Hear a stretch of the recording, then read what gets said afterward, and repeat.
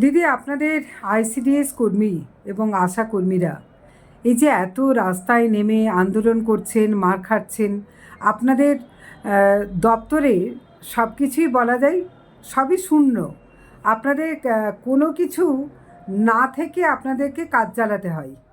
আপনারা যে এত পরিশ্রম করছেন, এত আন্দোলন, তাহলে আজকে যে বাজেট হলো, কেন্দ্রীয় সরকারের যে বাজেট ঘোষণা হলো, কই সেখানে আপনাদের জন্য এবারও তো দেখছি জিরো, কোনো কিছু পেলেন না। কিন্তু আপনাদের ডালি কি আদৌ ভুললো বলে মনে হয়? আমরা আশাবাদী ছিলাম। আমরা সমস্ত আইসিডিএস কর্মী সহায়িকা এবং আশা প্রত্যেকেই আমরা আশাবাদী ছিলাম যে 2026-এ কেন্দ্রীয় সরকার আমাদের নিয়ে কিছু একটা ভাববেন। কিন্তু আমরা দেখলাম সর্বোপরি শূন্য, বড় রসগোল্লা। আজকে 10 বছর যাবৎ কেন্দ্র ভুলে গেছেন যে আইসিডিএস বলে কোনো একটা প্রকল্প চলে। আমরা কি কাজ করি না?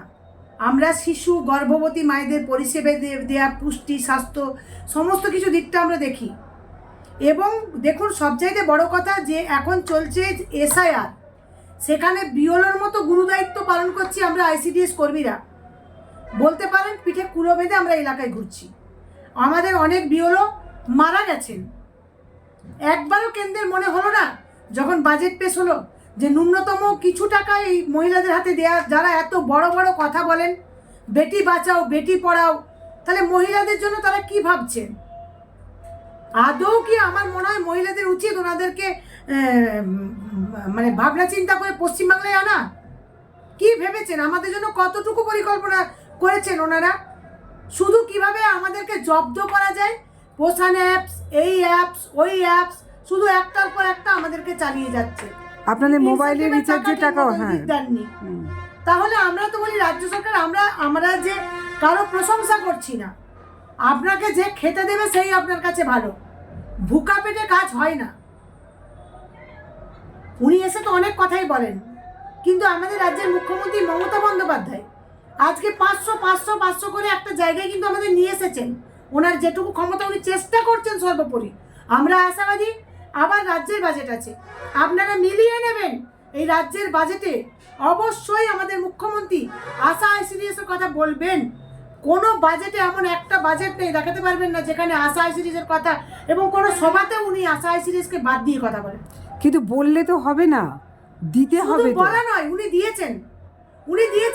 উনি প্রতিবারে আমাদের কিন্তু টাকা বাড়ান। 500 হোক, 1000 হোক, উনি বাড়ান, ন্যূনতম বাড়ান। মানে বাড়ানো মানে অর্থটা বড় কথা নয়, ওনার মাথায় আছে যে মেয়েগুলো পরিশ্রম করে, এদের কিছু বাড়ানো দরকার আছে। আবার দেখুন, এই তো পরশুদিনই আমাদের সমস্ত রাজ্য সরকার থেকে আমাদের কিটস দিয়েছে, শিশুদের জন্য মেডিকেল কিটস। তাহলে মাথায় ভাবনা আছে বলে আমরা জিনিসগুলো পাচ্ছি। কিন্তু আমাদের খুব হতাশা লাগছে যে কেন্দ্র একবারের জন্য আমাদের কথা ভাবলেন না। ওনারা কি ভুলে গেছেন যে একটা কেন্দ্রীয়, অথচ আইসিডিএস এর এই প্রজেক্টটা মূলত কেন্দ্রীয় সরকারের প্রজেক্ট। আমাদেরকে সর্বোপরি কি ন্যূনতম কিছু টাকাও বাড়ানো দরকার ছিল। আমরা সত্যি আশাবাদী ছিলাম। আর যারা আজকে রাজ্যের বুকে আন্দোলন করছে, যেসব আইসিডিএস কর্মী, আশা কর্মী, তাদের বলবো এবার দিল্লি যান। দিল্লি গিয়ে জিজ্ঞেস করুন, প্রশ্ন করুন কেন্দ্রীয় সরকারের কাছে, আমরা কেন বঞ্চিত, আমরা কেন অবহেলিত। আমাদের কাজের বেলায় আপনাদের মনে পড়ছে, কেন্দ্র সরকারের কোনো কাজের দরকার হলে আমাদের মনে পড়ে, ইলেকশনের সময় আমাদের কথা মনে পড়ে, বিওলো করার সময় আমাদের কথা মনে পড়ে, সেন্সাস করার সময় আমাদের কথা মনে পড়ে। অর্থের দিকে কিন্তু আমাদের কথা মনে পড়ে না। তাই আমরা কিন্তু 26-এ জবাব দেব। আমরা এই আশা আইসিডিএস আমরা জবাব দেব। কারণ আমার বাড়ির বাচ্চা, আমার বাড়ির পরিবার যখন অনাহারে মারা যাবে, কে নেবে এই দায়ভার? রাজ্যে আইসিডিএস কর্মীর সংখ্যা কতটা? 1.5 লক্ষ আছে আমাদের আইসিডিএস কর্মী। তাদের পরিবার, তাদের আত্মীয় স্বজন। আজকে বলুন তো, আমার বাচ্চাটাকে আমি একটা ভালো স্কুলে পড়াতে পারছি না, একটা ন্যূনতম সাম্মানিক তো মানে দেওয়ার দরকার। কেন কেন্দ্র সরকার একবারও বাজেটে আমাদের কথা মনে করছেন না? যিনি ঘোষণা করলেন অর্থমন্ত্রী যিনি ঘোষণা করলেন, উনি তো একজন মহিলা, নির্মলা সীতারামন, উনিও একজন মহিলা। তো আমার মনে হয় একজন মহিলা হিসেবে মহিলাদের কথাটা একবার হলেও ভাবা দরকার ছিল। বেশি চাইছি না, ন্যূনতম কিছু বাড়ানো দরকার। আপনাদের তো অনেক আইসিডিএস, এখনও আইসিডিএস দপ্তর একদম খোলা আকাশের নিচে। আপনাদের যে ঘরগুলো আছে তার কোনো পরিকাঠামো নেই অধিকাংশই। দু একটা ভালো, এটা তো কোনো উদাহরণ নয়, অধিকাংশই। তো এই পরিকাঠামোগুলোর দায়িত্ব কে নেবেন? দেখুন, সবই করছেন রাজ্য সরকার, একটার পর একটা কাজ করছেন। এখন অনেকগুলো হয়েছে, কিছু বাকি আছে, সেগুলোও হবে।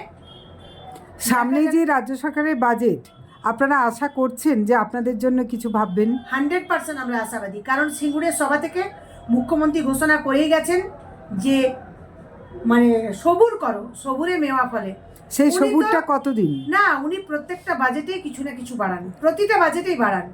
আমরা কিন্তু আইসিডিএস এর মেয়েরা, আশার মেয়েরা, আমরা বুক বেঁধে রয়েছি রাজ্যের উপরে।